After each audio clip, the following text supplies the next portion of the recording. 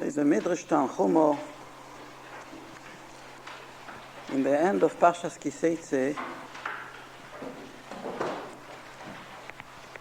which speaks about the mitzvah of Mechias HaMolek. That is the parsha which we read before Purim. And the Midrash Tanchumo says on that, Toni b'shem Rabbi Eloi, we have learned in the Braise, b'shem Rabbi Eloi, Shavua nishba HaKadosh Baruch Hu swore,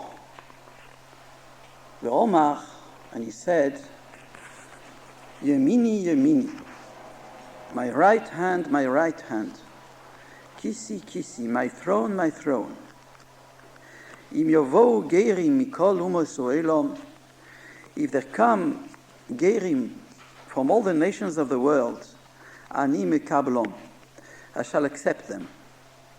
V'zaroi shel Amalek, but the descendants of Amalek, even if they want to become gerim, eini mekablo le'olam, I shall never accept them.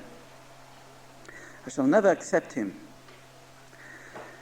Af David osochein, and we see that even David behaved so.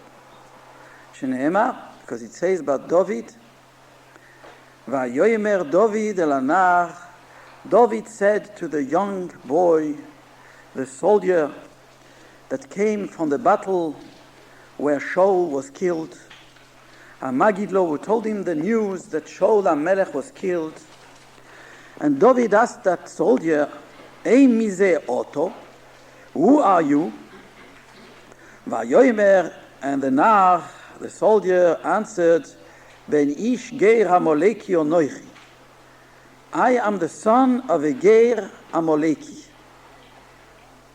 That is in Shmuel Beis, Kapitel Aleph, Pasuk Yud Gimel. Omar Rabbi Yitzchak. Rabbi Yitzchak said, who was that young soldier? Benoi shel Doeg o Adoimi hoyo. He was the son of Doeg o Adoimi. Vayomer elav David. So then David told him, Domcho al roishecho kificho onobecho. Your blood is on your head, because you yourself have said that you have killed Shaul the king. And then David HaMelech ordered the soldier to kill him, and he killed him on the spot. And Chazal say, Domcho, your blood is written with a yud, between the mem and the chof. So you have to read also Domecho beloshon rabim. Not just once you have killed, but you have killed many times. Harbe domim shofachto. David said to this son of Doego Adoimi, you have killed many times. Orakto noivira koyhanim. You killed the old town of Noiv, Ira Koyhanim. Therefore, you are chayiv mise, and he ordered to kill him straight away. So we see, says the Medrash, from the behavior of David HaMelech, since David HaMelech ordered to kill that son of Doego Adoimi, that you're not allowed to accept gerim from Amalek. So of course the question is obvious. What is the proof from David HaMelech, because he commanded to kill the son of Doego Adoimi, after he asked him, who are you? And the soldier answered, I am the son of a geir Amaleki. So then when you heard that he's the son of a geir Amaleki, he told him, Domcho al roshecho yachayev mise. He must be killed. And from there is a proof that you do not accept Geirim from Amalek. What is the proof? He was already a Yid. He was not a Geir. His father, Doego Adoimi, was a Geir. The Amalek, the Geir Amaleki, was his father. He was the son of a Geir Amaleki. So the son of a Geir is a Yid. And what is the proof from here that you do not accept a Geir Amaleki? On the contrary, from here is the proof that we do accept a ger from Amalek, because Doigo Adoimi, how could he become a ger? He must have become a ger for the Beis Din, of course. If there is any proof from here, it's a proof that you do receive gerim from Amalek. At any rate, it wasn't a question of gerus here, it was a question of killing the soldier, because he had killed Sholam Melech. There is no proof that you do not accept gerim from Amalek. And then there is another question on this medrash. The medrash says here, HaKadosh Baruch Hu nishba. HaKadosh Baruch Hu made a strong shvuah. My right hand, my throne, my throne. I shall never accept a ger from Amalek. And now do we find in the Gemara that from the grandchildren of Haman, lomdu Torah bivnei Brak. The Gemara says, from the grandchildren, not all of them, but from the grandchildren of many, some of them, learned Torah later in Bnei Brak. And I've heard, I don't know if it's true, one has to verify it, that those grandchildren of Haman were Shemaya ve'Avtalyon. I cannot confirm it. That's what it seems to, in my mind, I seem to remember that those grandchildren of Haman, that learned Torah in Bnei Brak, those were Shemaya ve'Avtalyon, the Rebbes of Hillel HaZoken. But without saying Shemaya ve'Avtalyon. Just the fact, the Gemara tells us, the grandchildren from some of the grandchildren of Haman learned Torah in Bnei Brak. It's a Gemara. So we see from here that you can receive gerim from Amalek.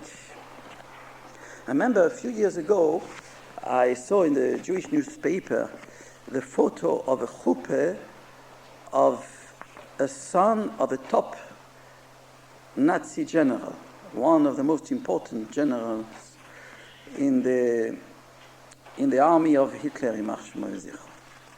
and his son had become a ger, and he went in the kollel, he became a Talmid Chacham, and there was a photo in one of the Jewish newspapers, and one of the Rosh Yeshivas of Ponibish, I think, being Mesader Kiddushin.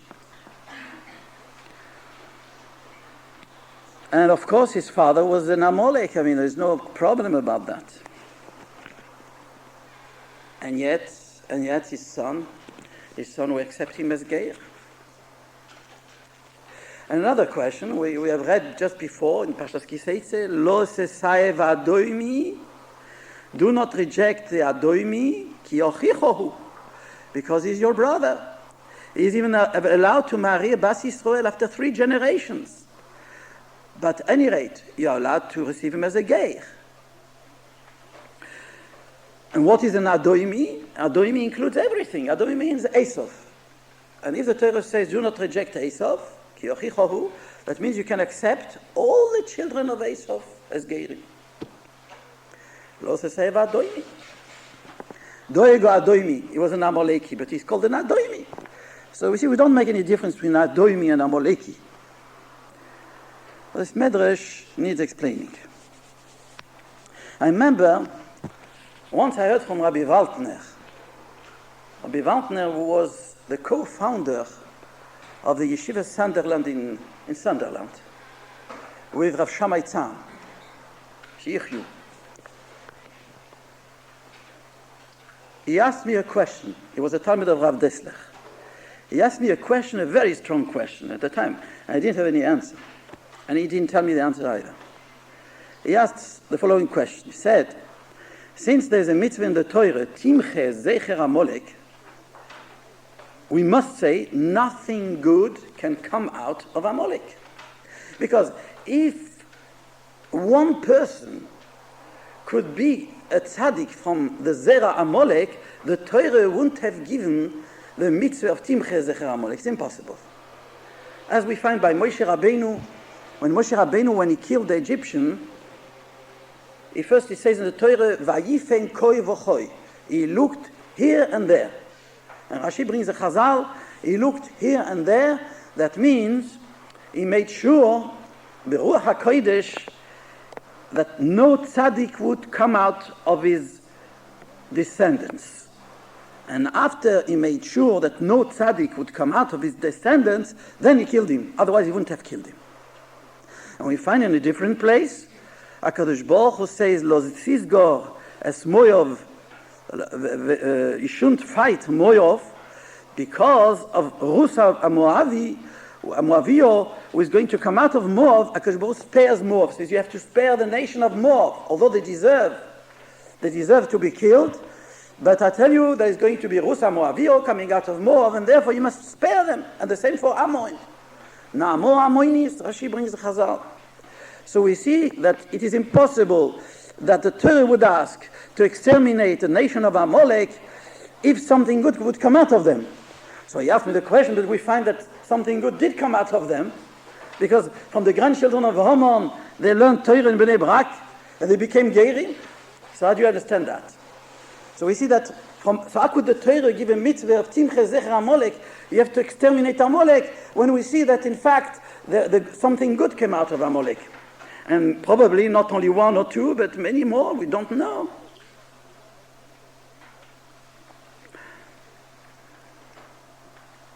Nero Kesach, he was also from Esav. Nero Kesach, as the Gemara, became a Ger. From Esav, okay, not from Amalek maybe, but from Esav. So maybe the pshat in this Midrash, I say maybe,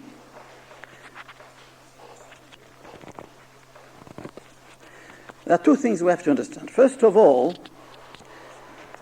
the Gerim, says the Goan, a guy that becomes a Yid, a Ger Tzedek, means he carries a neshama, a special neshama.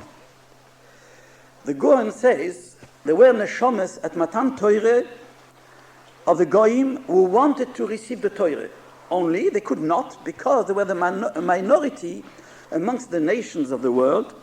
And since the majority of them refused to accept the Torah, so those poor neshamas didn't have a chance. So HaKadosh Baruch Hu gave them a second chance. He let them come in a body of a goy, and they become Gerim. They become Gerim. That is the neshama of a Ger. I heard once from Rav Dessler, he said, a Ger carries a neshama of a Yid. So it's similar to what the Goan says. Because what is a neshama of a Yid? A neshama of a Yid is a neshama that wants to receive the Torah, yeah? So if the Goyim would have received the Torah, they would have all become Yidden. So those neshamas amongst the Goyim who wanted to receive the Torah, they were neshamas, Yiddish neshamas actually. And he says another thing, the Rav Dessler, he said, Chas v'sholem lo aleinu, a Yid was shmatzechop, Achmon al-Itzlon, he carries a neshama of a goy. He brought from, I remember, in a shmuz in Gateshead, in the Koilel, he said that. So there are two things, vice versa. A goy who becomes a Yid carries a neshama of a Yid, and a Yid that shmatzechop carries a neshama of a goy. Now what does a neshama of a goy do in a Yiddish man? That is because of the comportment of the parents at the time of the marriage, at the time of the zivug. One has to be very careful. It's taken Zoya, and the Rambam says, the Gemara also says the same thing. One has to be very careful because according to the kavanah, according to the purity of the kavanah of the parents, they are going to be zeiche to bring down into this world a pure neshama, a higher neshama, a Yiddish neshama, a good neshama. If chas v'shalom fekert, then they might end up lo leinu lo aleichem, terrible thing like this neshama rachmon litzlon of a goy.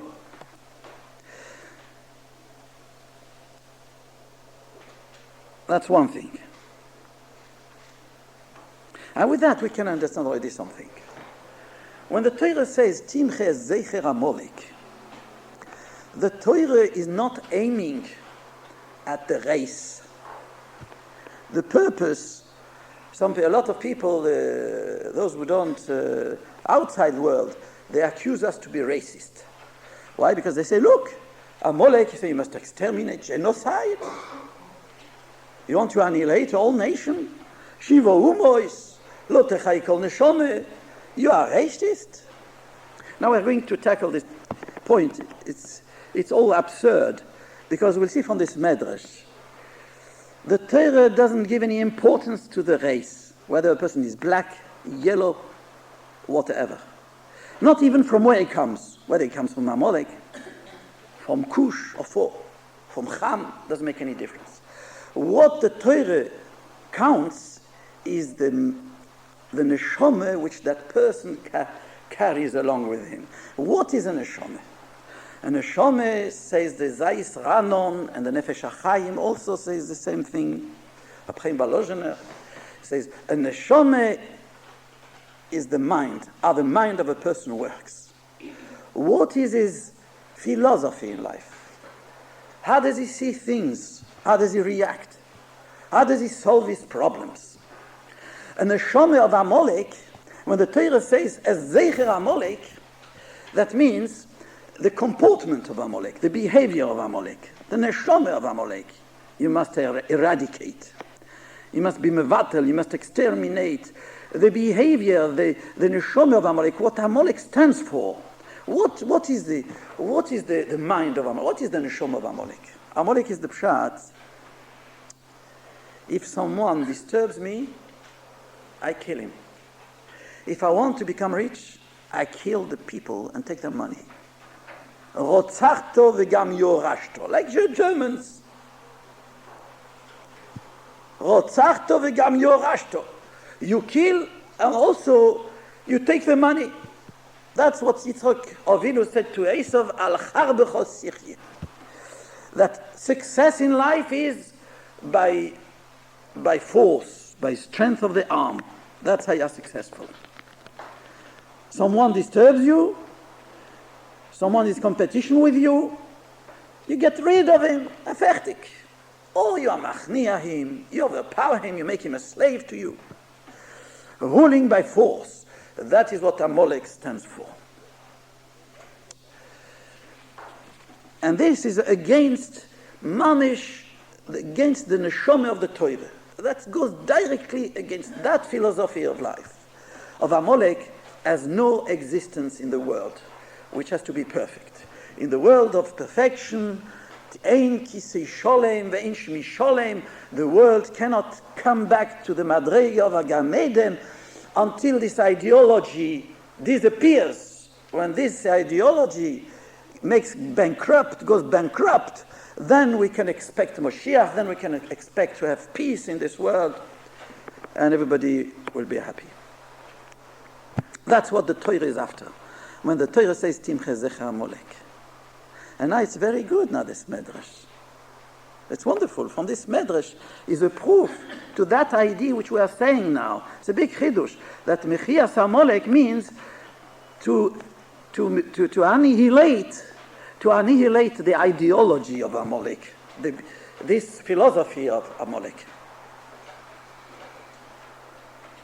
Hitler, he used to say to his generals before the fight, do what you want, rule by terror, kill, have no pity, because no one will ask the winner of the war cheshboinus.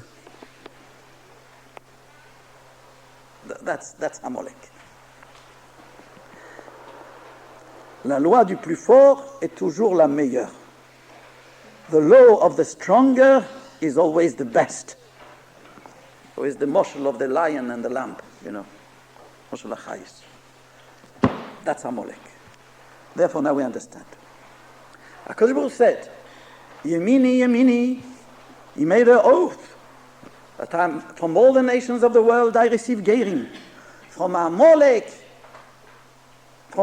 as such, I cannot receive gerim. Why? But we just said now that if an Amaleki comes and becomes a ger, he carries a neshama of a yid, like b'nei bonov shel homo. Now we understand very well what the Midrash brings from David HaMelech. Doego Adoimi. How could Doego Adoimi become a ger? It's a proof we do accept gerim from Amalek. The pshat is like that. Doego Adoimi became a ger because at that time when he was misgayer, Take, he was honest, he was ready to receive the mitzvahs HaTorah, he was ready to forsake all the derech of his forefathers, all the derech of Amalek, and to change all the lifestyle, all his lifestyle, all his philosophy which he might have heard from his parents. Doigo Adoimi, he was an Amaleki, but he did tshuva. He transformed himself. When he became a ger, he became a ger tzedek.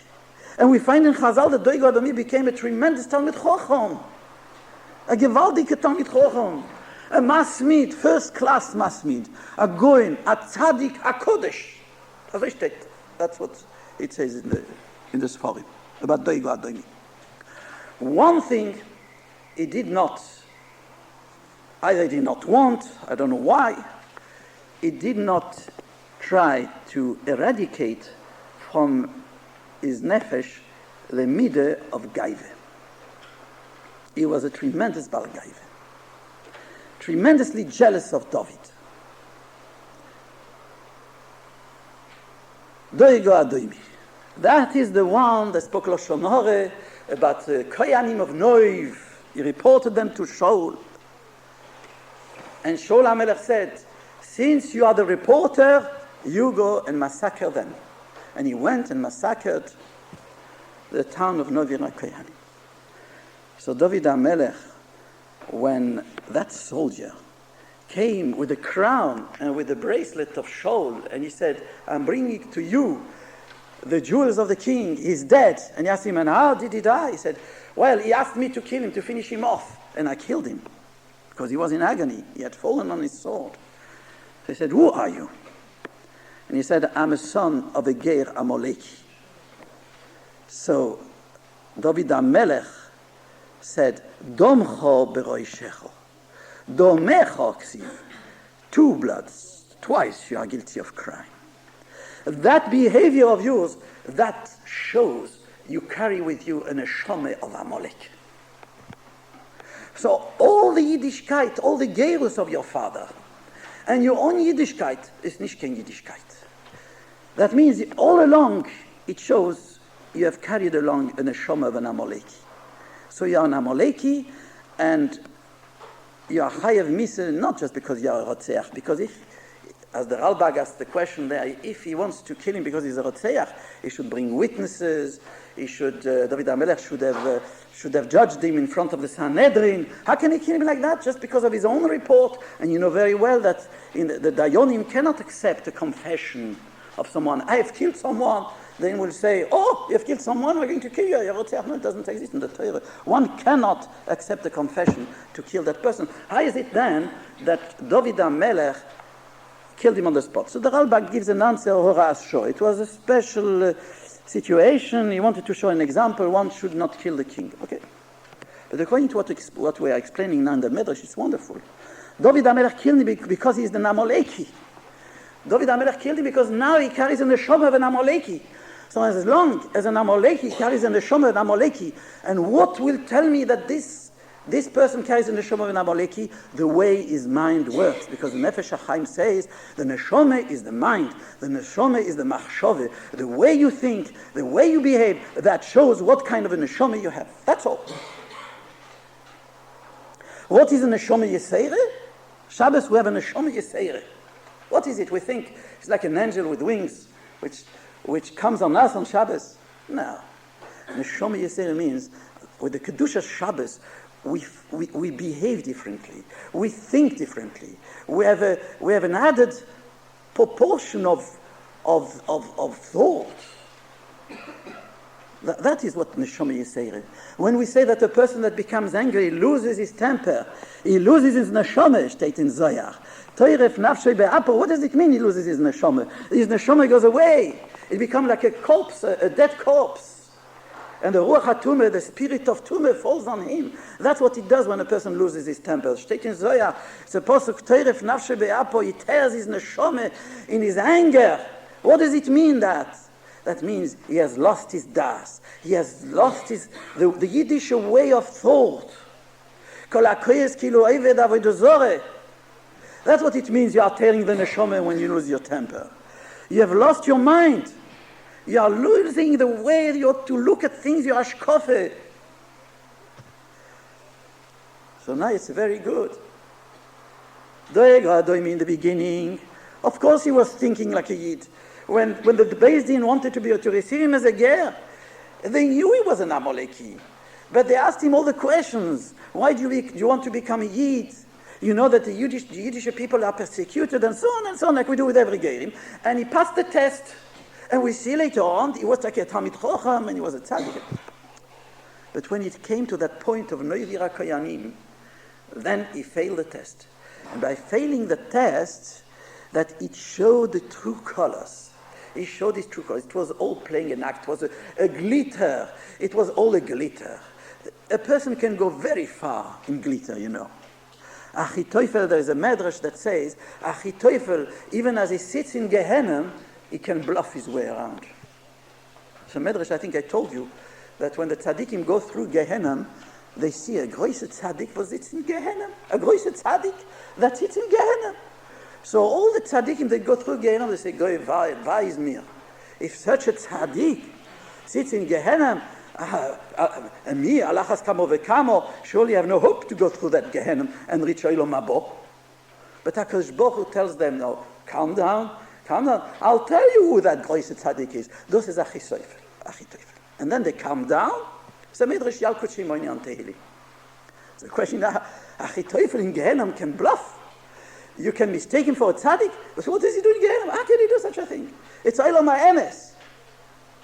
The pshat is, the charisma, the aura of Achitophel is so great, he carries it along in Gehenna. So far can the deception go that even in Olam HaEmes, so the glitter is so big, it's so deceiving. Now what shall we say about us? How we deceive ourselves and others. All kind of midas rois, all kind of chaos, cruelty, selfishness, hemdas hamomen, taivas hakuved. And we think, Baruch Hashem, we are from Yidden. Gaive. Gaive is Amalek. V'chein also David. That's what the Midrash says. From David is a proof, Taki. From there is a proof.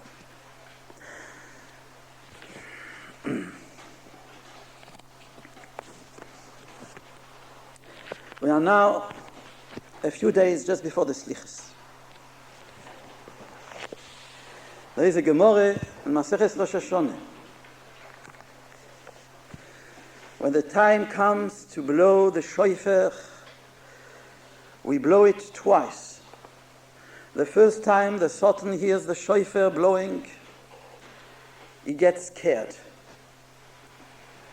When he hears the second seder of the Tkiyas, after in Chazoras Hashatz of Musaf, he panics, he loses his head, he gets completely confused, and he cannot even accuse. They state. Why?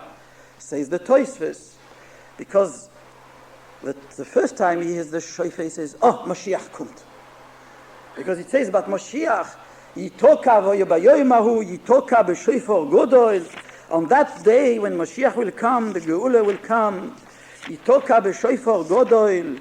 Then with the great shofar, the greatest shofar they will blow, the Mashiach will blow the big shofar, Uvo oivdim be'eretz Ashur, v'anidochim be'eretz Mitzrayim. It's in Yeshaya, Chav Zayin, and it says on Rosh Hashanah, Tiku ba'shofar, and the Gemara says, shofar, we make a gezerah shove, it says shofar on Rosh Hashanah, and it says shofar bat Moshiach. Therefore, b'Nisan nigalu, b'Tishri asidim lehigoyer. We are going to be saved, the Geula of Mashiach on Rosh Hashanah.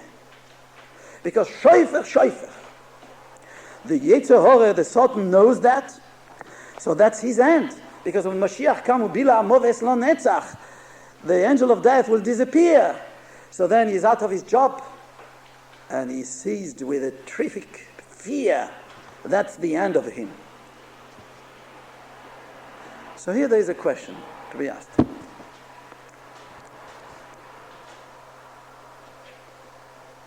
How can you say that the Satan loses his head, is completely confused, and he's so confused he cannot even accuse?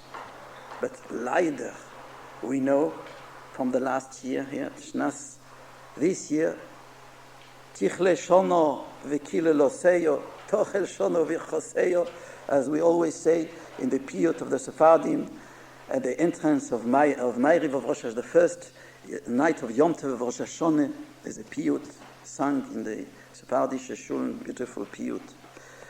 Tichle shono v'kile loseyo, tochel shono. That's how we open the prayers of the first night of the first day of Rosh Hashanah. Tichle shono v'kile loseyo of the Shnas Tashnad. Leider Nebuch, we've heard so many tragedies, in general, in private, individuals. Now, all these tragedies, when were they nigzorim? When were they sentenced? In the last day of Rosh Hashanah, yes, of last year. If the Sultan was confused because he heard the shofar blowing twice, so how could he be mekatrek? How could his accusation bear fruits? Rachmana litzlan. How could he accuse? And we see in Nebuch how many accusations were brought forth. And they were heard to, and they were written in the Sefer HaZichronos, Rachmana litzlan. So how does the Gemara say the Sultan is misbalbel, the Sultan is confused, and he cannot be mekatrek on the day of Rosh Hashanah? Sakashe. The Gemara says he cannot be mekatrek. And we see from the facts that he has been mekatrek. Every year he's mekatrek. And they hear in heaven his accusation. His accusation. That was a pshat. Pshat is like this. Shofar doesn't mean the sound of the shofar just. If someone just hears the sound of the shofar, no further than that, that's gorished. That doesn't stop the Sultan accusing. The shofar, the Rambam says in Hilchos Teshuvah, what stands? The tkiyah shofar, the sound of the shofar, what does it stand for? The Rambam says it stands for that. Uru yesheni mishinaschem. Wake up, you that slumber, from your sleep, from your deep sleep in which you are sunk into. Uru yesheni mishinaschem. Wake up, open your eyes. Look at yourself. Look at your behavior. Is it the right way to behave? We already spoken a few times in Shiurim. What is the koyach, the power of the tzaddikim that can change the midah of din, the midah of accusation of harshness into midas rachamim? We all want that HaKadosh Baruch Hu should change his midas adin into midas rachamim on Rosh Hashanah. What can we do in order to do that? With the shofar. When Olo Eloikim Bisruo, first it's Eloikim Midas Adin, then Hashem Yudkevov Ke Midas Orachamim, because shofar. When HaKadosh Baruch Hu hears the shofar, it changes his wrath, his anger, into compassion. The Rabbeinu Yonah says in Sharet Shuvah, a person that thinks he has nothing to mend is perfectly all right, is pure, is frum, and he's not motivated into changing his ways, he says a very harsh lashon there. He says,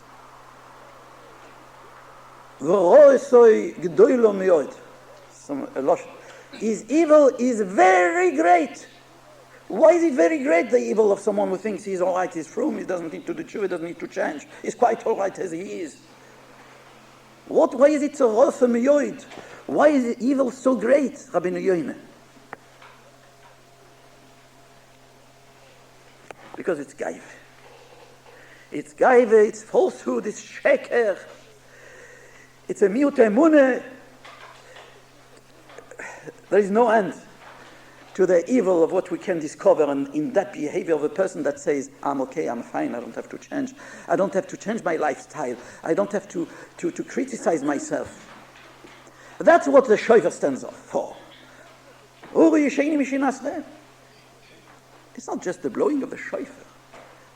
To change our lifestyle. I already said last year, I think, we dip the apple in the honey, and we say at Tefillah, why do we have to dip the apple in the honey? Why can't we just say, why do we have to take the apple and dip it in honey? Why? Because we have to visualize. We have to bring it to our taste. Nebuchadnezzar, we are so brainwashed that life is full of tzuras, that we've kimat given up hope to have a sweet life. I'm telling you this line. I shouldn't have said it. But to be frank and honest, everybody says, das ist ein Leben, was kann man tun? You can't change it. That's what it is. Our Leben von Zores. Bitter. And we already have made up our mind that until 120 years, that's what it will be. Comes along a Rosh Hashanah and says, no, my dear friend. No. Hope, you can hope. You can daven. You can change your life.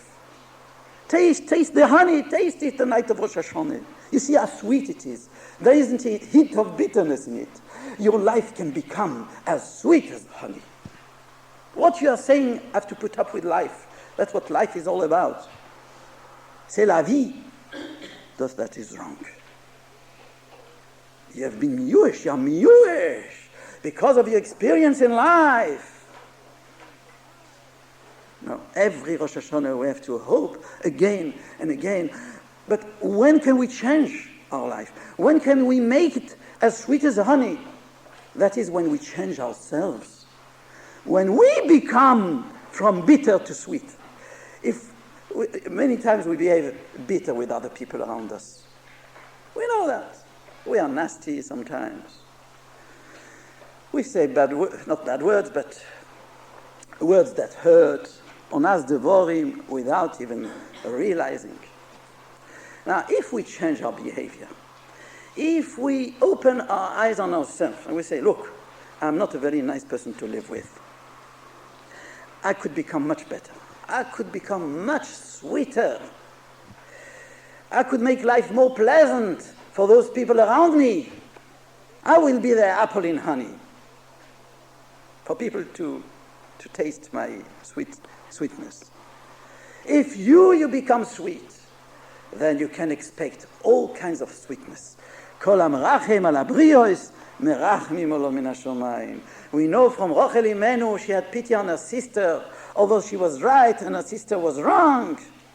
And yet Rachel Imenu had pity on her because she didn't want Leah to shame Leah. So HaKadosh Baruch Hu also had pity on her. Derech lemayla min hateva vayizkor Elokim es Rachel midas hadin. The midas hadin asked, have pity on Rachel. Midas hadin. Who is midas hadin? The Satan. Satan is midas hadin. And Satan say, I am the prosecutor. I am the mekatreg. And I'm asking Rebbeinu Shel Olam, have pity on Rachel. Because she overcame her midas hadin. She overcame her jealousy, a wrath, anger on her sister, a grudge.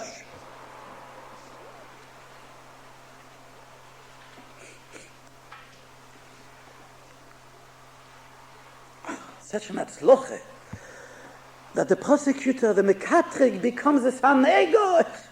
We have a cloud that ein kategor nas a sanegor. A kategor cannot become a sanegor.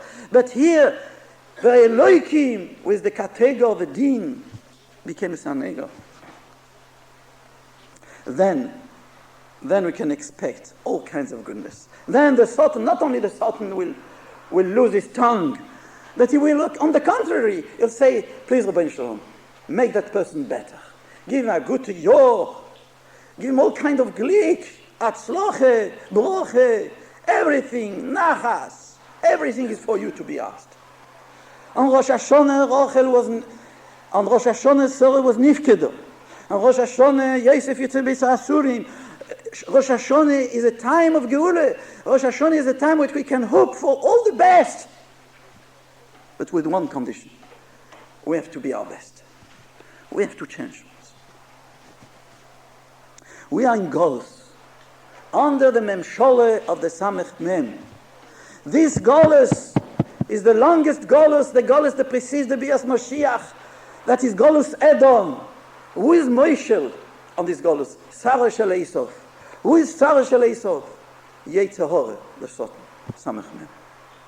Who gives him the power, the Satan? The Satan doesn't have any power of his own. Satan is Sheker. Yetzer Hora is Sheker. Esov is Sheker. Timche Zecher Amalek. So who gives him the power? Who gives him the power? We give him the power. We give him the power because we listen to the Yetzer Hora. Because we behave with the same gaive, with the same harshness. Someone does me wrong, I'm taking revenge. Someone does me wrong, I'm hating that person. Das ist doch Amalek. We are behaving like Amalek. Sinas Chinam, Loshen Hoi. And then we wonder why the Golus goes longer and longer. We know that HaKadosh Baruch Hu cannot bring the downfall of a nation unless he brings down the downfall of the Sorah Shel Umozu. Yes? And Sorah Shel Umozu of Esav. Golus Edom, who is the Sorah Shel Umozu? That is the Yetzer Hora. Gaive. Kaas. Sine. Loshen Hora. If we behave like that, how can HaKadosh Baruch Hu bring down that Sorah Shel Esav? When we ourselves, we uphold him. We give him the koyach. Yes, yes. Yes, you're right. That's the way to behave. Even if he comes on Yom Kippur, I won't give him mechila. Let him first crawl on his knees and might consider to give mechila. That is the way to speak. Who speaks like that? And then we expect on Rosh Hashanah, Avinu Malkeinu Kasveinu B'Sefer Chaim Toivim, Avinu Malkeinu Kasveinu B'Sefer Tzadikim B'Chasidim, Avinu Malkeinu Kra'aro Agzar Dineinu. And yourself you don't want to tear your heart. Yourself you don't want to tear away your orle of the heart. Yourself you don't want to change. And you ask the Rebbeinu Shalom, please Rebbeinu Shalom, you change and become compassionate on me when you don't want to become compassionate on the others, on those nearest to you.